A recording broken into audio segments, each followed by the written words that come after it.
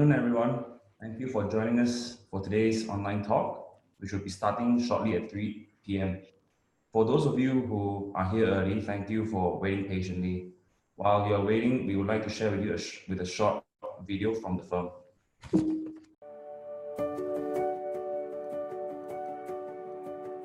I founded the firm in September 1985 with the vision of seeking truth and justice for our clients and not just winning their cases. Over the years, the team has achieved many significant milestones. We are today recognized by the Legal 500, Asia Law Profiles, and Asian Legal Business as a recommended firm in various practice areas. While we have embraced technology to make our services efficient and responsive, we continue to grow on the bedrock of meticulous preparation and hard work, for which there is really no substitute. As legal practice becomes increasingly international, we keep ourselves ahead of the curve with our relationships with lawyers from around the world. Our firm is a founding member of the League of Lawyers, a growing international network of law firms in 20 Asian and European countries. We believe in partnering with our clients to protect and grow their business. We achieve this by holding firm to our values of integrity and justice, while giving our best to deliver effective and efficient solutions. Instead of just legal services, we focus on developing great working relationships based on understanding and respect. The firm invests in its team and emphasizes professional development. We are keen to share our knowledge and publish our articles on our website. And we also give back with our corporate social responsibility activities. We cultivate a passion for the law and enjoy what we do. This brings out the best in us for our clients today and tomorrow. We regularly advise foreign clients, including many Chinese investors, and have a ready appreciation for different ways of doing business. In corporate matters, we offer relevant and commercial solutions, often raising issues that clients may or may not have realized before. In negotiations, we believe in facilitating win-win outcomes.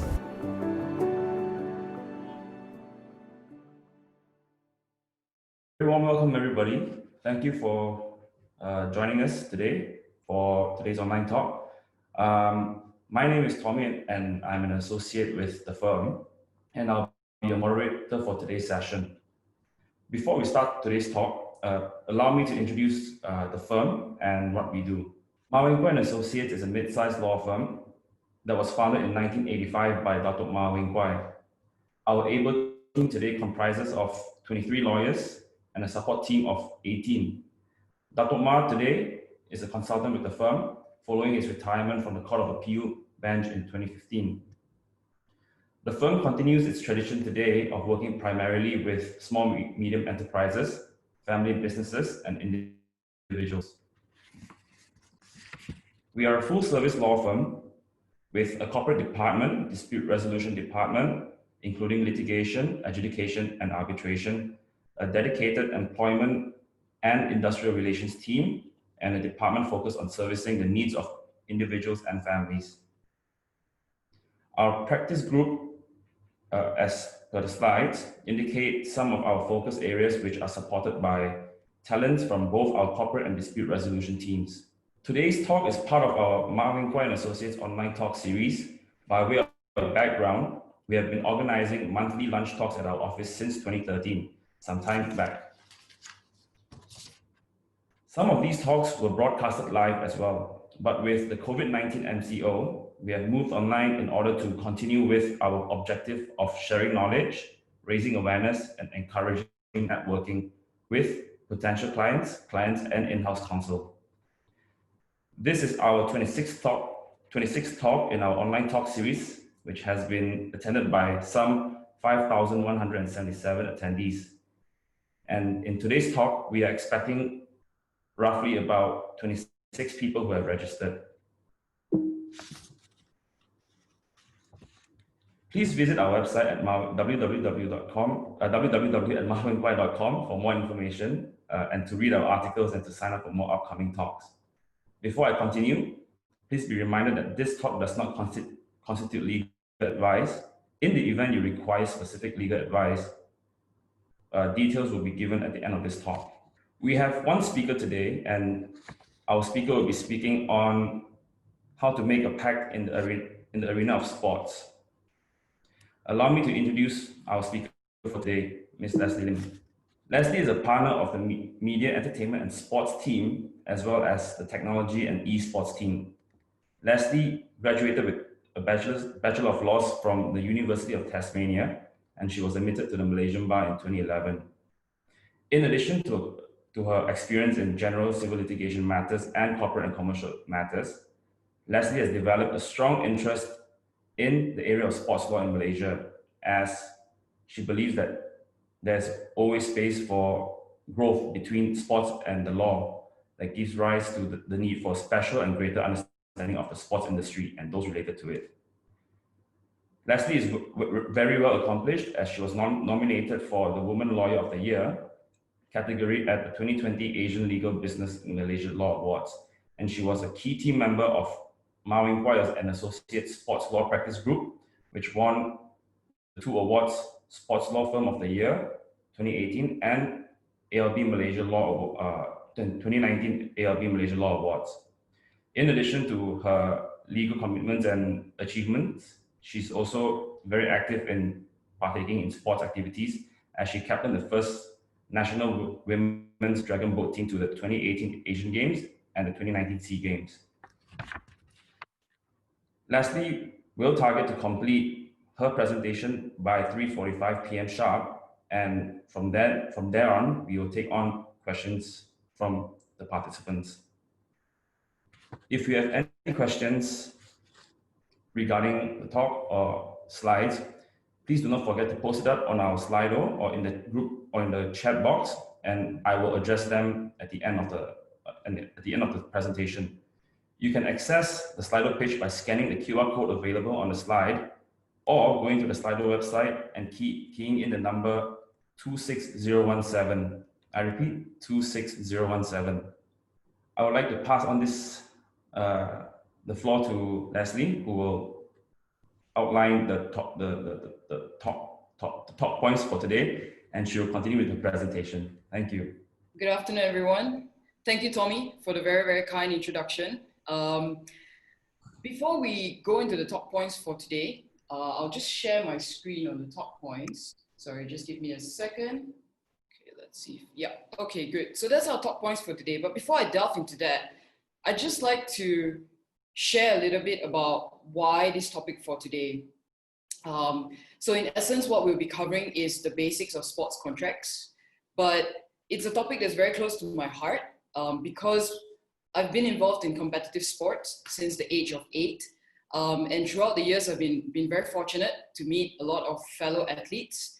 And then as time went on, being in the legal practice, being involved in sports law, I've also had many opportunities to engage in a lot of the stakeholders within the sports industry. And one of the few things that I discovered and encountered is that a lot of parties don't actually know the key aspects of the contracts that they are entering into, especially when it's related to sports. So I'll just give a very, very simple example. So many times I've met athletes who, of course, they, for example, say they've been playing football since they were a kid, and it's like a dream to enter into, say, JDT, or even make it to the state team. Of course, everyone's dream is to make it to the national team. And one day, after training many, many years, the kid finally gets a contract in hand. And all he or she looks at in the contract is how much he or she is taking home at the end of the day. So they only look at the figure, but there's so many other pages in the contract and they don't know, but in the excitement of the idea of being able to draw a salary from playing football, the kid gets really excited, signs away his life basically, and a couple of years down the road becomes really popular, maybe one of the top footballers, one of the top goalkeepers in the country, and he finds that he signed away certain rights, some even for a lifetime. And then that's when they get stuck. And by the time they come to us, there's limits to what we can do to help to salvage the situation by then. So what I'd like to try to achieve in this session, as Tommy said, I'll try to wrap it up by about 3:35, 3:40, give us a bit of time for Q&A. I'd love to hear from you as well. So we'll cover some basic elements as you see in the top points. First of all, I'll go more into a bit of the legal aspects. I'll be highlighting certain elements that are usually present in an agreement. So this is the legal aspects surrounding contracts. We'll then share a variety of sports contracts. Thereafter, we'll look into some unique and distinctive clauses that we often see in sports contracts. And lastly, we'd like to highlight some areas in which parties, if you're involved in the sports industry, that you might need to be alert or cautious of before you enter into a transaction. Trying to shift my slides to the next page. Okay, great. Right. So the first point, highlighting elements of an agreement. So usually when parties sit down for talks and negotiation, that actually reflects the party's intention to enter into legal relations. Thereafter, after all the talks have been going on, for the legal aspects, there needs to be an offer. Okay, for the contract to be deemed valid and binding between the parties, first of all, there will usually be an offer from one party. Okay, this signifies the person's willingness to enter into a legally binding contract. And then on the other side, and it doesn't matter whether it's a contract involving two parties or more, there must be an acceptance from the other side. Okay. There must also be consideration. And consideration is basically something of value to be exchanged between parties. So usually when we talk about consideration, first thing that comes to mind is usually monetary form. But in the sports world, it can also be in the form of products or goods. It can also be in the form of services as well. Last but not least, capacity to contract. And I'll tie this to the last top point where we talk about securing your transactions.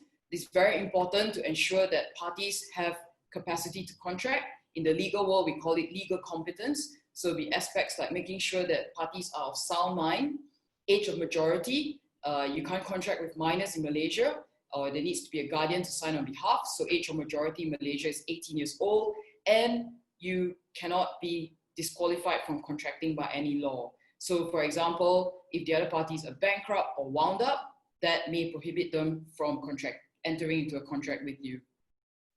So here's just to show you the governing statute for contracts in Malaysia. I've just shown a sample, it's a blue one, but if you plan to go to the bookshop and if you happen to want to read what the Contracts Act say, and everything that I've said earlier, the offer, acceptance, consideration is all in this act, but just in case you go to the bookshop, it's not necessarily in blue. I'll just show you mine over here, it's orange in color. So just to let you know, it can differ in color. And sometimes in an agreement, you may not necessarily only deal with Contracts Act or contract law. There may be times that you may overlap with other areas of law. And the most popular one that we actually see in sports contracts is actually intellectual property law.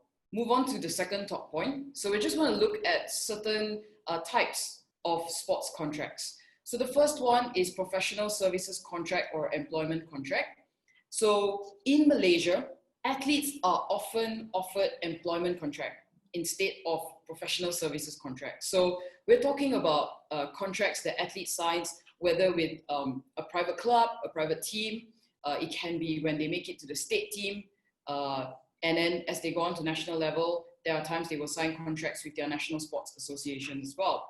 So these contracts usually govern remuneration or salary that they receive from the professional services that they've rendered. There usually is a baseline salary. And there are arguments that athletes should be offered an employment contract so that they can be afforded certain protection that we see under labor laws. So say their working conditions are regulated, the employer or the club has to provide them a safe working environment. Supposedly the contract also affords them a mechanism to sports adjudication in the event of a breach. But this is my personal view. My view is that sports contracts differ from regular employment contracts simply because athletes are very different from us normal working adults. Normal office working adults come into the office, work 9 to 6, and you clock out, you go home, you can just forget about work for the rest of the day until you clock back into the office again at 9. But athletes do not have that kind of life. They actually need to take care of their body 24/7. Okay, you know, even if they finish training, say sure, they train maybe their first session of the day is 9. Even when they're choosing what to eat, that is also something that's going to affect their performance as an athlete. And when they finish maybe the second training by the evening and they go home, they might need to spend a bit of time on recovery. All of that contributes to their life as an athlete. So my personal view is that athletes differ, and therefore their contracts ought to differ as well. They cannot be treated just as regular employees. And secondly is the aspect of performance. So no doubt you probably tell me, hey Lesley, employment contracts have performance in there as well. But for athletes, the performance can correlate to their selection or deselection from the athlete, from the club or from the team. So their performance hinges on selection and deselection. And we actually have been involved in the drafting of some high performance elite athlete contracts, where we have inserted key performance clauses in there that actually relate to selection and deselection of athletes from a specific club, team, or program. So we spoke about how the professional services contract have baseline salaries in there. So I just wanted to show some interesting stats. So we'll look at Forbes' highest paid athletes in the world for the 2020 listing. So apparently in 2020, the athletes have already suffered a decline. It's apparently the first decline in 4 years because, of course, the coronavirus has impacted a lot of sports events around the world that have been cancelled or postponed. But I first want to mention, if you look at the top right corner, the lady with the tennis racket, Naomi Osaka, I think she's definitely worth a mention.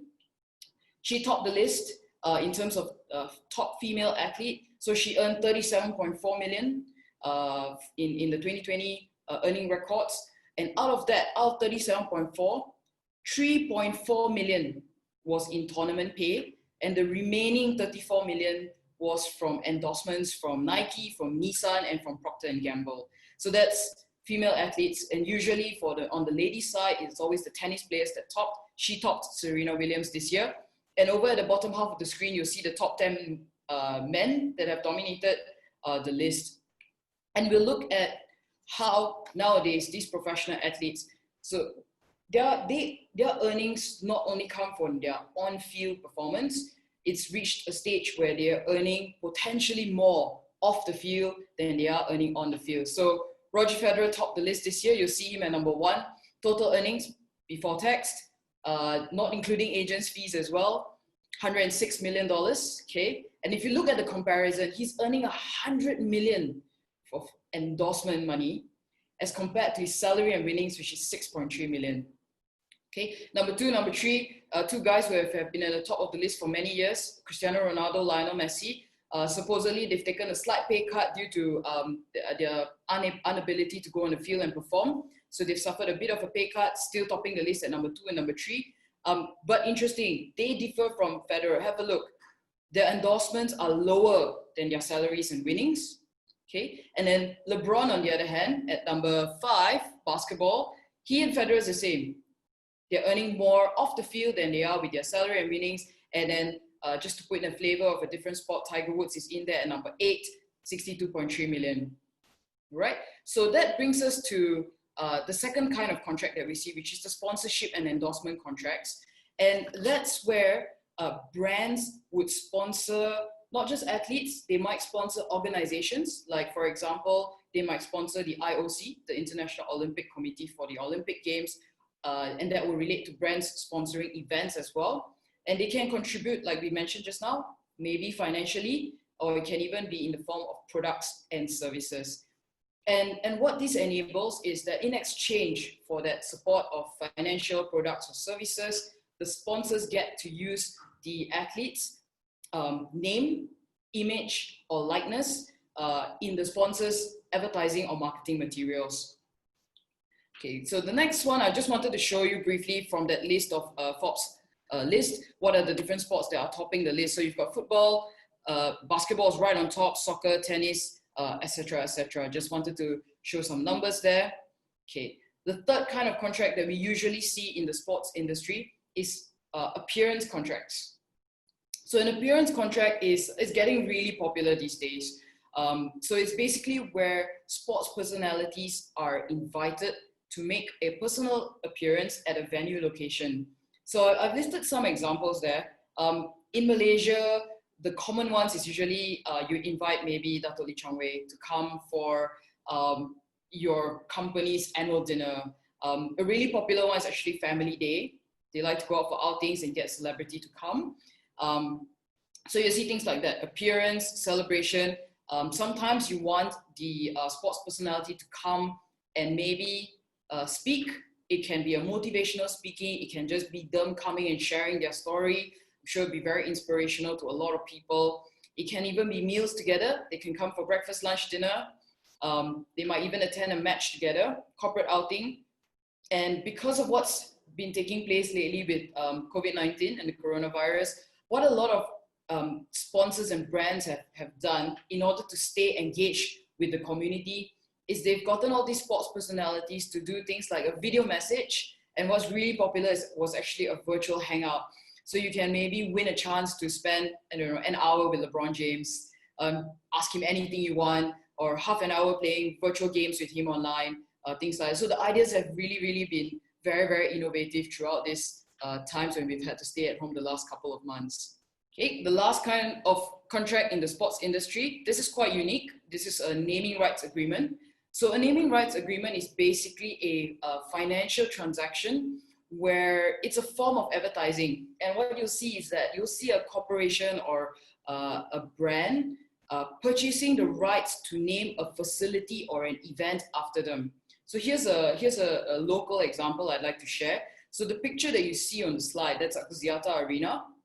It's actually in Bukit Jalil, you know, where all the stadiums are. And it used to be Putra Indoor Stadium. And a couple of years back, Axiata, which is one of a regional telecommunications company, you probably know one of their products more, which is Celcom. So Axiata owns Celcom.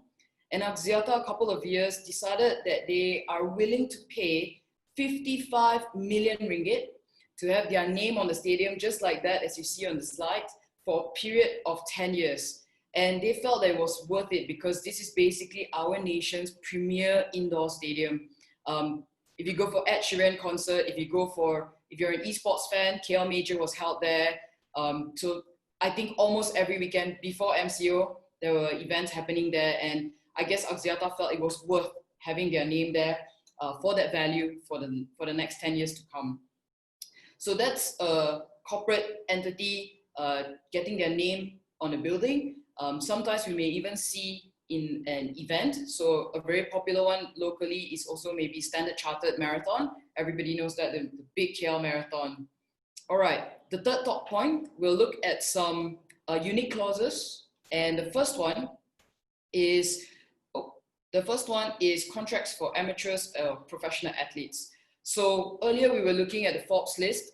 Obviously, those are all professional athletes. Okay, so just a key distinction between an amateur and a professional. So the key differentiating is usually the salary or the remuneration that the professionals receive for their athletic performance. So to put it in layman's simple terms, usually the professionals eat, sleep, train, compete is usually their full-time job. They don't do anything else and just do that 24/7.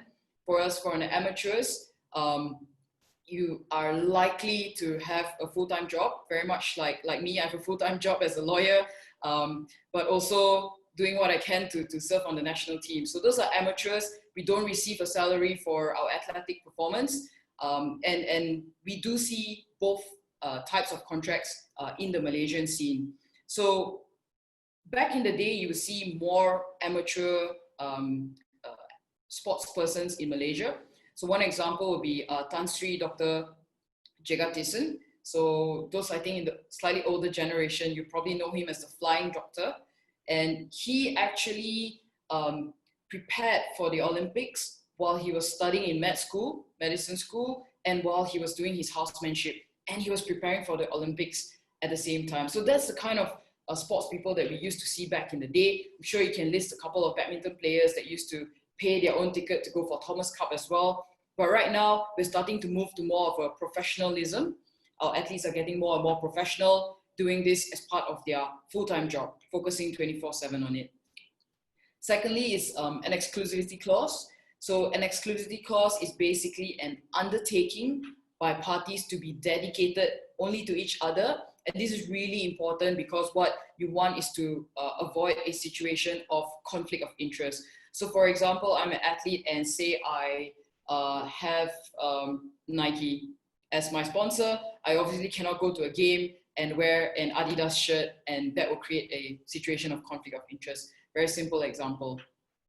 Okay, the one I want to spend a little bit more time on is a morality clause, right? This is often seen in athletes' contracts, okay? And basically what a morality clause is that it does is it curtails the behavior and conduct of parties. So for example, an athlete is prohibited from saying or doing anything that might bring a club or a sponsor's reputation into disrepute. So nowadays you see footballers, they cannot go out drinking and be caught by paparazzi, you know, throwing up on the sidewalk, you know, throwing their guts out into the drain. You know, they're very careful not to get caught drunk or having their arms slinging around girls and things like that, because usually they would have been given the club's code of conduct, or usually if it's on the corporate side, if it's dealing with a sponsor, you will usually already be appraised of the company's corporate image. And the standards that are usually used to measure, of course, you use code of conduct, you use corporate image. The basic standard that's used to measure whether or not the athlete is misbehaving is usually the public convention and morals. So how would the public view what the athlete is doing? If the public is likely to find that conduct not so good, unreasonable, then chances are you might have breached the morality clause. So I want to share one example here, right? So if you have a look at the screen, on the left is Tiger Woods. Everybody knows that, I hope. So Tiger Woods, as you can see, sponsored by Nike. And on the right, we have Lance Armstrong. Okay, as you can see, also sponsored by Nike, one of his sponsors. So both athletes, if you know their history, were involved in a scandal of their own.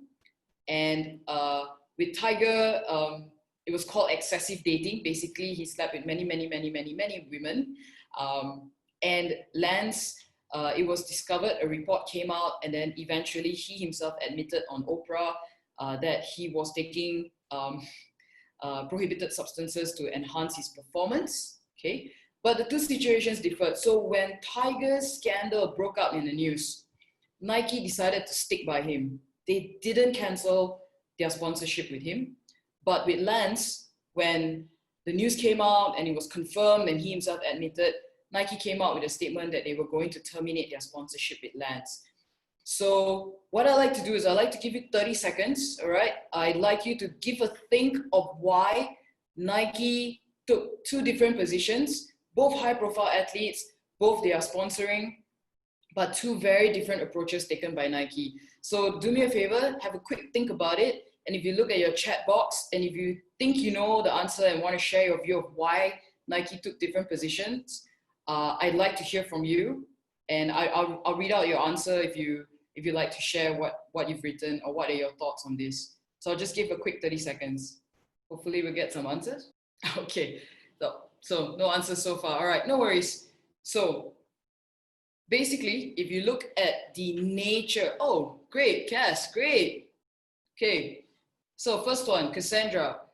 Nike does not condone illegal drug use. Thank you for that.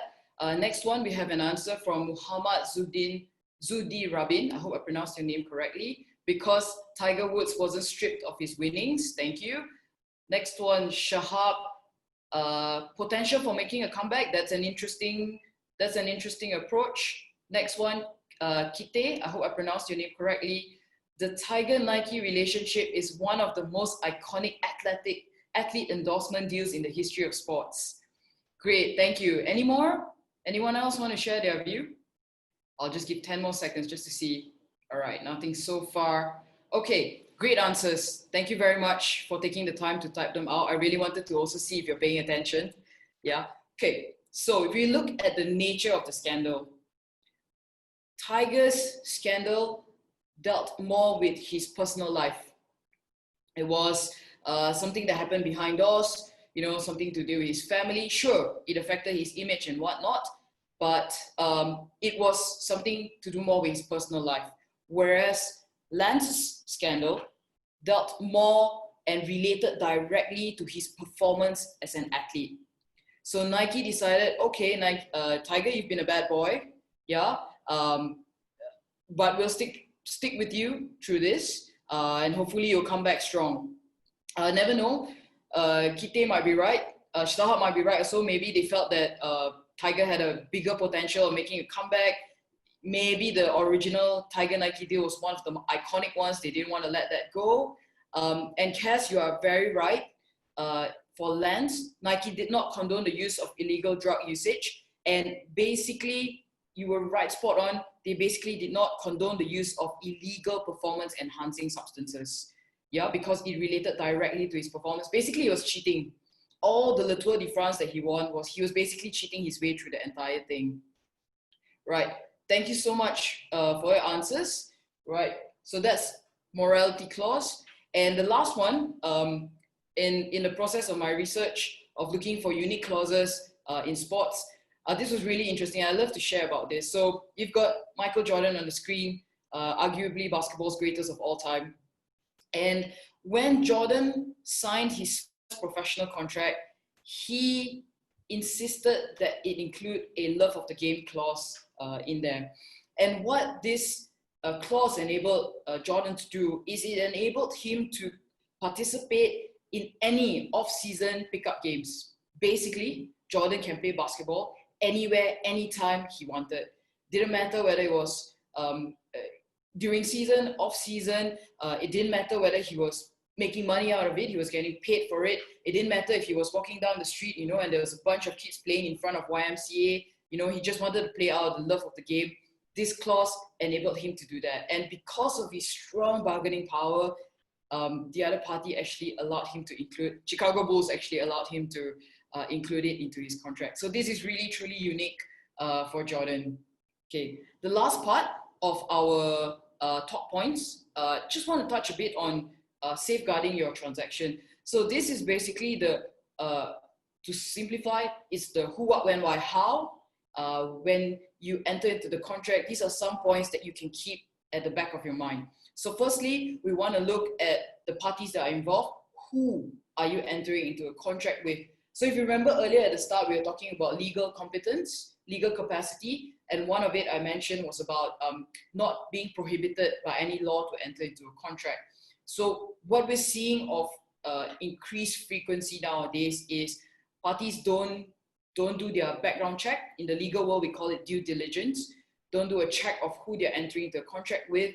And as usual, down the road, when the problem arises, then we find things like the company has actually been wound up. So this is happens very often with marathons.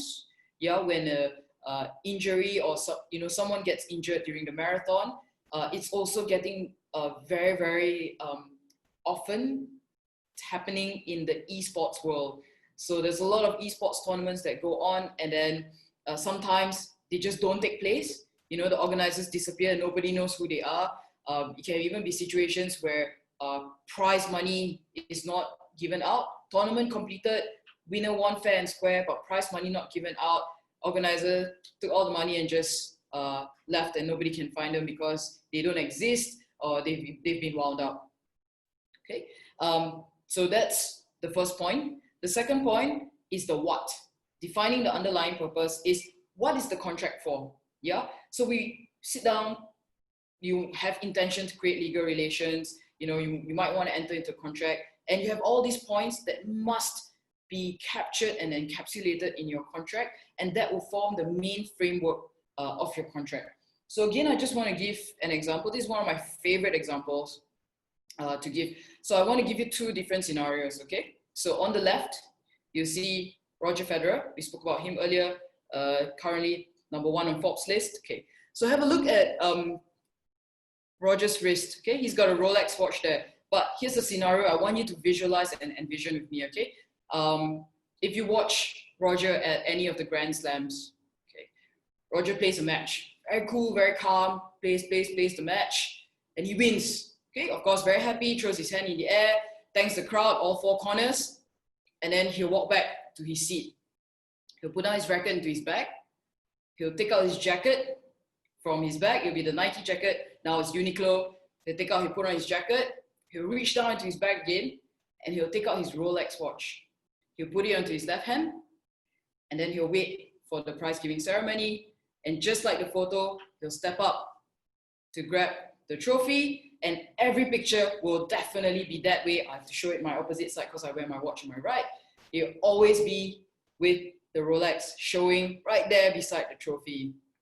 So that's Roger's scenario. Okay, you can go on YouTube, find any of the Grand Slam videos, and you'll see Roger doing that. On the right side is Rafael Nadal. Okay, if you have a look on his right wrist, he's a left-handed tennis player, you see an orange watch. Okay, that watch was made, custom made for Rafael Nadal, for him to wear anytime he's playing tennis. So it doesn't matter whether he's training, just doing some practice shots, whether it's a Grand Slam or a normal ATP Tour match, Nadal will be wearing that watch on his right hand. Okay, that watch is, like I said, custom made for him.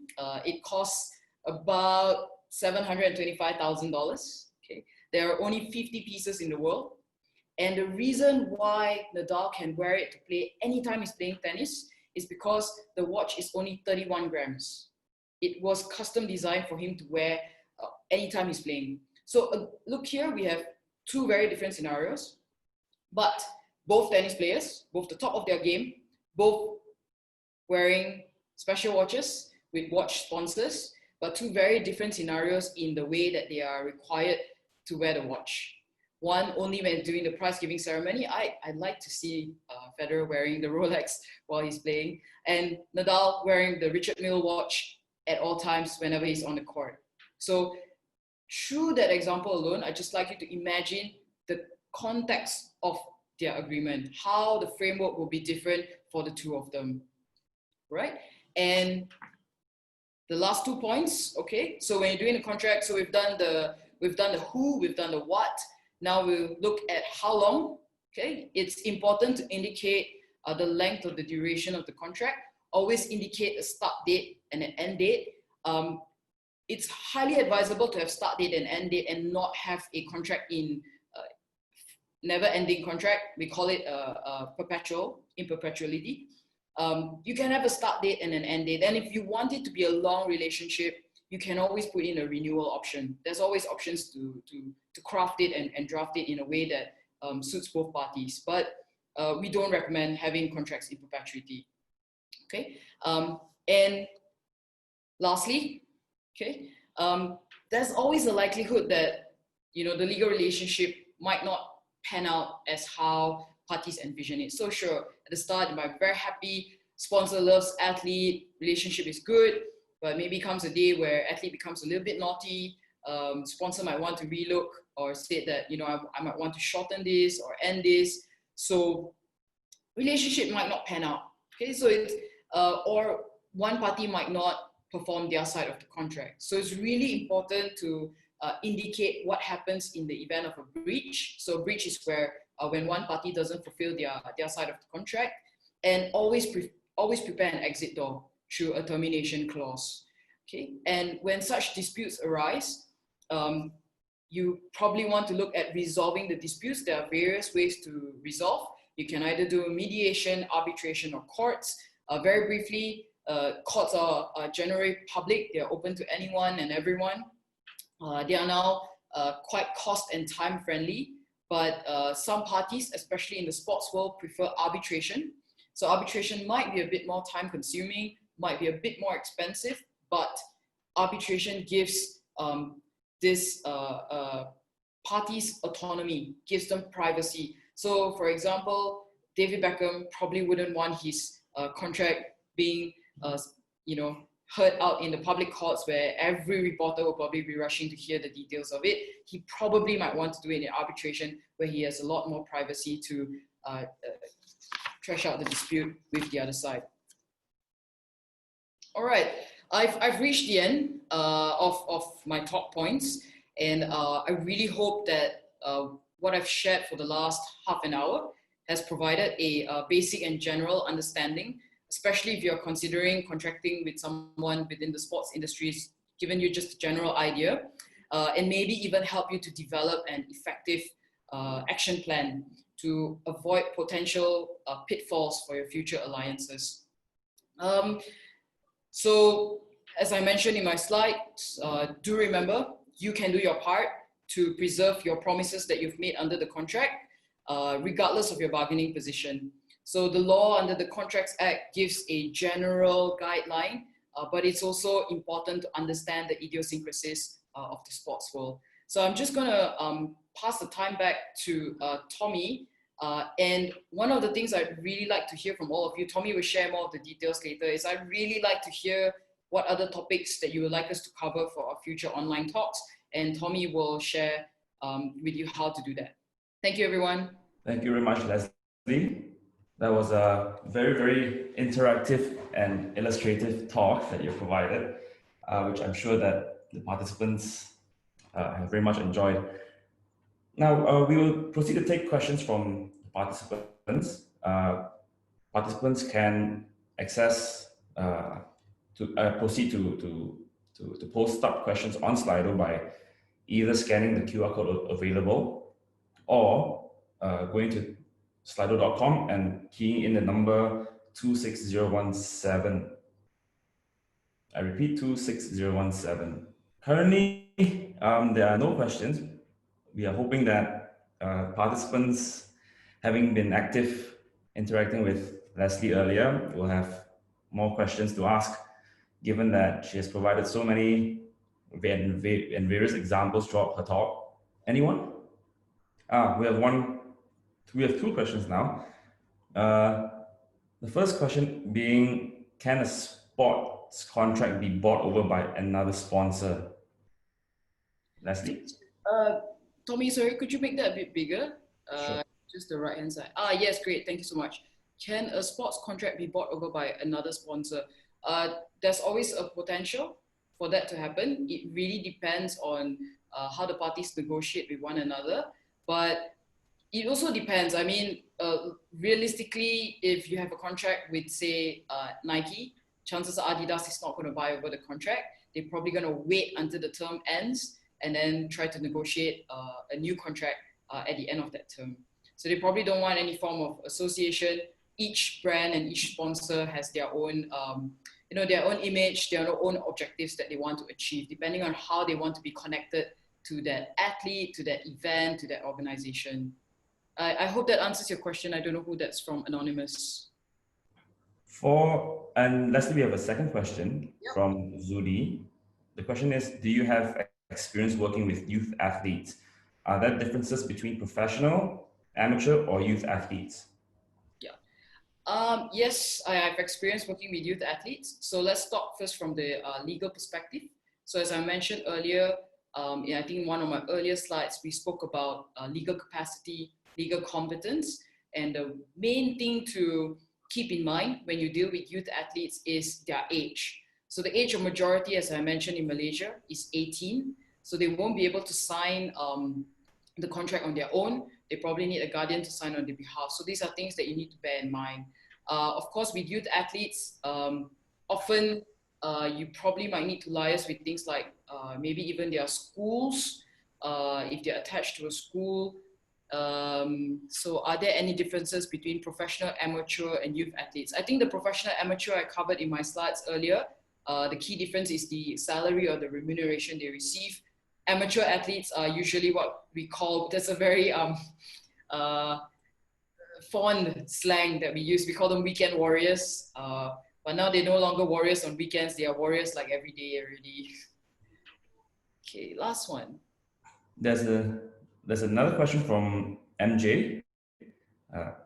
Thank you very much. This participant enjoyed the presentation. His question is, do governments also have contracts with athletes, and what distinct differences with companies?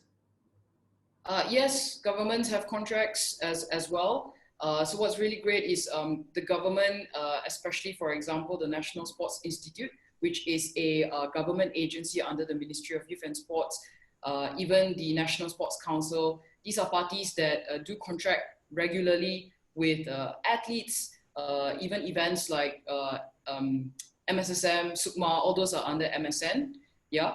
The main differences with companies is governments have a different act that govern them. So there will be certain clauses like maybe things like the time period, who signs the contract. These are things that are unique to the government sector.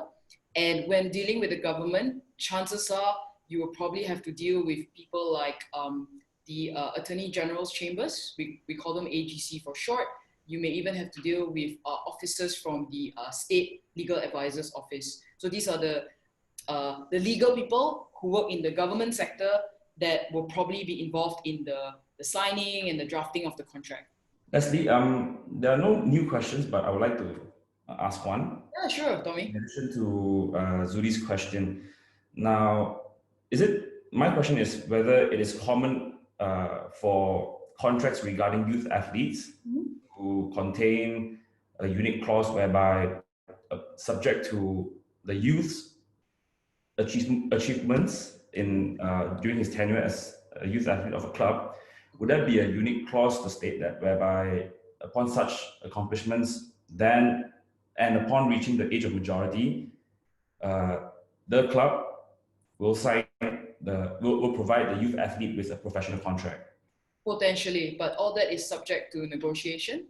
So they might also want to see, so it depends on what age the athlete starts. So if it's a really young athlete, like 11, 12, they might want to see how the athlete blooms, how the athlete matures. You know, you might have an athlete that peaks really well. You might have an athlete that might burn out by the time they get to 18. So sometimes these organizations don't want to promise so early in the career. They may want to promise when it gets closer to the age. And of course, sometimes the other party uses that as a bargaining tool as well. So that one relates more to bargaining and negotiating. Thank you very much, Lesley. Are there any more questions from the participants? Any additional questions that you would like to ask Lesley before we conclude this session? I'll just jump in. Okay. MJ again. Lesley, you have covered mainly on conventional sports. How about the law on esports, and how wide is the protection for esports in Malaysia? Great, MJ. So now that is a huge reason for you to come to our future talks, because I'm going to do a separate one purely on esports. So if I think you might have, I'm not sure if you heard Tommy's introduction at the start. So in general, I'm involved in two main teams in Wong and Associates. So today's one is related to the media, entertainment and sports team. And the other team that I'm also involved in is the technology and esports team. So we'll be doing a lot more talks along those lines. So today, because it's more on the media, entertainment and sports team, that's why I've tailored my examples more towards conventional sports. And I purposely threw in the example on esports just to give people a flavor and a bit of diversity in there. And then I'll try and cover one talk specially on esports. Yeah, let me know what you'd like to hear. I'd love to hear from you. And to the rest, I think Tommy later will share like a free consultation. I think it's a QR code. But I'd love to connect with you. I think I know some of you personally, some of you we've not met before. I'd love to have the chance to meet you face to face, hear more about your involvement in the sports industry. Do reach out to me. I love the chance to speak more to you one-on-one. Okay. I think that's about it. Thank you, Lesley, for your wonderful insights into the sports law. Before we conclude, I have a few announcements to make. Oops, this technical glitch. Yeah, I have a few announcements to make. First, please join us again in our upcoming talks, and the next talk being the topic of understanding performance bonds. It will be conducted by our partner Christine and our associate Suen. This talk will take place on 26th of August 2020. If you'd like to sign up for this talk, please scan the QR code available on the slides, or you can visit our website at www.mawingkwai.com/talks-sign-up. Secondly, please do fill up our feedback form and tell us what you thought of today's talk. In addition, the feedback form will allow you to indicate what sort of topic or what other topics you would like us to touch on in the future. The link to the form will be posted in the Zoom chat. Thirdly, please do follow or like our social media accounts, all of which the links will be posted as well on the group chat, on the Zoom chat. We are active on LinkedIn, Facebook, Twitter, and Instagram. Fourthly, if you would like to speak to our lawyers, we offer complimentary 30 minutes consultation over the telephone or over video conference. Please fill in the form on our website. The link is also posted on our group chat. To our guests and participants who have joined us today, thank you for joining us once again. We hope that you have found today's session informative, useful, and insightful. Thank you very much, everyone. Again, thank you for joining us, and we hope to see you soon. Thank you, everyone. Really appreciate your time. Thank you so much. Thank you, everyone.